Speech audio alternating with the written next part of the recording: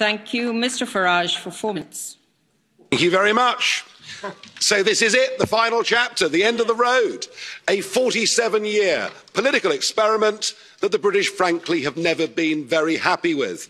My mother and father signed up to a common market, not to a political union, not to flags, anthems, presidents, and now you even want your own army.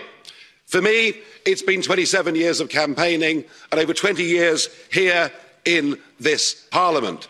I'm not particularly happy with the agreement we're being asked to vote on tonight, but Boris has been remarkably bold in the last few months, and Ms von der Leyen, he's made it clear, he's promised us there'll be no level playing field. And on that basis, I wish him every success in the next round of negotiations, I really do.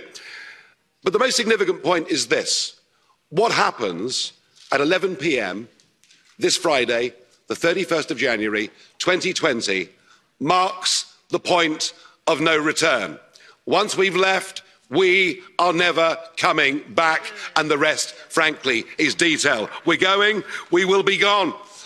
And that should be the summit of my own political ambitions. I walked in here, as I've said before, you all thought it was terribly funny. You stopped laughing in 2016. But my view has changed of Europe since I joined. In 2005, I saw the constitution that had been drafted by Giscard and others. I saw it rejected by the French in a referendum. I saw it rejected by the Dutch in a referendum.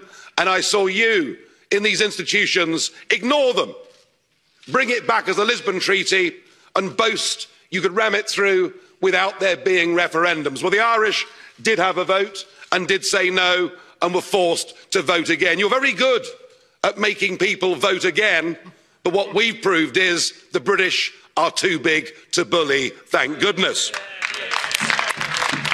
So I became an outright opponent of the entire European project. I want Brexit to start a debate across the rest of Europe. What do we want from Europe? If we want trade, friendship, cooperation, reciprocity, we don't need a European Commission. We don't need a European Court. We don't need these institutions and all of this power. And I can promise you, both in UKIP and indeed in the Brexit Party, we love Europe. We just hate the European Union. It's as simple as that. So I'm hoping this begins the end of this project. It's a bad project. It isn't just undemocratic, it's anti-democratic, and it puts in that front row. It gives people power without accountability. People who cannot be held to account by the electorate.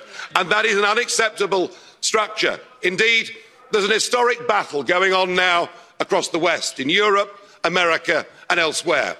It is globalism against populism. And you may loathe populism, but I tell you a funny thing, it's becoming very popular. And it has great benefits. No more financial contributions, no more European Court of Justice, no more common fisheries policy, no more being talked down to, no more being bullied, no more Guy Verhofstadt. I mean, what's not to like? I know you're going to miss us. I know you want to ban our national flags, but we're going to wave you goodbye.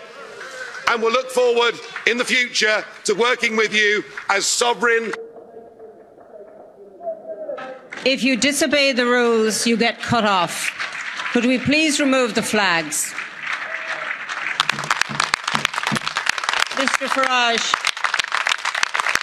could we remove the flags, please? That's it, it's all over. Finished. We've gone. Could I please ask for quiet?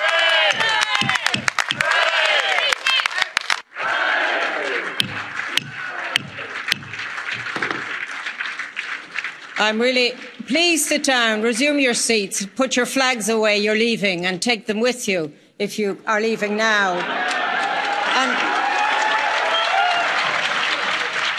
goodbye. Can I just say, if I may say, just in a slight reference, the word hate was used in the last contribution. And I really think, given what we listened to prior to this, that we should not hate anyone or any nation or any people.